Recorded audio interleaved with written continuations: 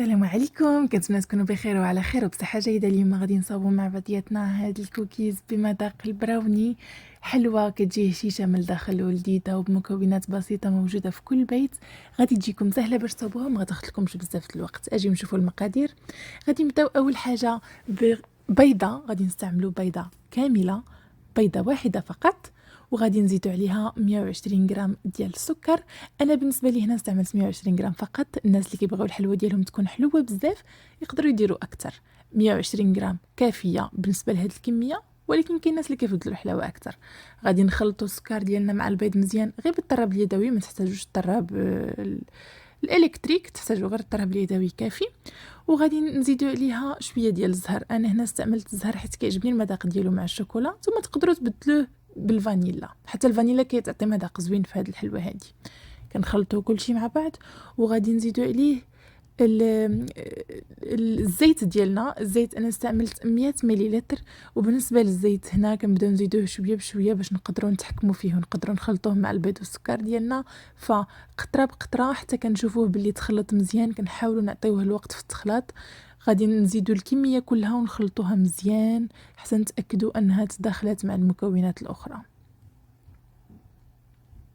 من بعد ما نشوفوا بلي الزيت ديالنا تدخل مع المكونات الاخرى، غادي نجيبوا النشا ديالنا. انا استعملت قياس 100 غرام ديال النشا، كنغربلوه بطبيعه الحال، ضروري خصو يكون مغربل باش ما يتكونوا لناش الكويرات اللي غادي يصعبوا علينا العجينه ديالنا وصعيب علينا اننا نفككوهم من بعد. كما كتعرفوا النشا كيكون كويرات دغيا دغيا، و صعيب انك تتحكم فيهم كره بكره باش تفكهم، فمن الاحسن اننا نغربلوه.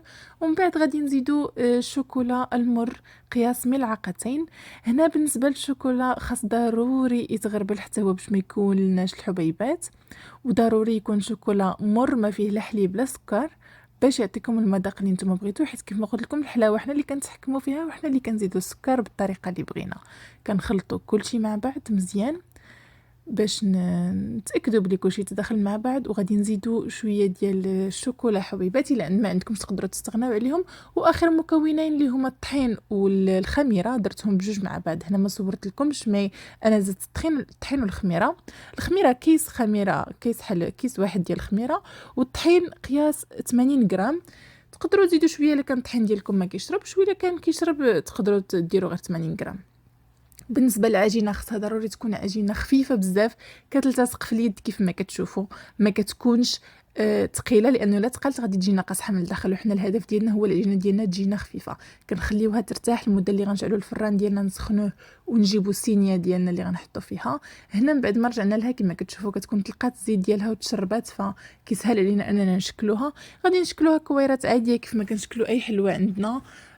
بالنسبه للفران، انا درتو يسخن على درجه 200 درجه، وهنا بغيتكم تسمعوني مزيان. كنسخنوا الفران على درجه 200 درجه، ولكن ملي كندخلوا الصينيه ديالنا كندخلوها في الاول من الفوق، كنقصوا العافيه ل 170 درجه. ملي كنقصوا العافيه ل 170 درجه كنخليو الحلوه ديالنا حتى تشقق قبل ما ندخلوها. كما كتشوفوا هنا كنحاولوا نطلقوها شويه، ولكن كنخليو السمك ديالها غليظ. كندخلوها من الفوق لمده 5 دقائق على درجه 170 درجه. غير كنشوفوها بدات كتشقق كنهبطوها لتحت وكنخليوها دقيقتين فقط وكنخرجوها. هنا من بعد ما تشقات لي صورت لكم باش نوريكم، غير كتشقق كنخرجوها وكنحطوها لتحت مده دقيقتين وكنخرجوها. ملي كنخرجوها من الفران كنخليوها حتى كتبرد، على خاطر حيت كتكون هشيشه بزاف ما نقدروش نتحكموا فيها. كتبرد مزيان كتشد في راسها، ومن بعد هذا هو الشكل النهائي اللي كتعطينا. حلوه لذيذه وسهله ومكوناتها بسيطه جدا كيف ما شفتوا. كنتمنى انكم تجربوها وتخليوا لي في التعليق التجارب ديالكم، وتهلاو لي في راسكم. نشوفكم في وصفه جديده.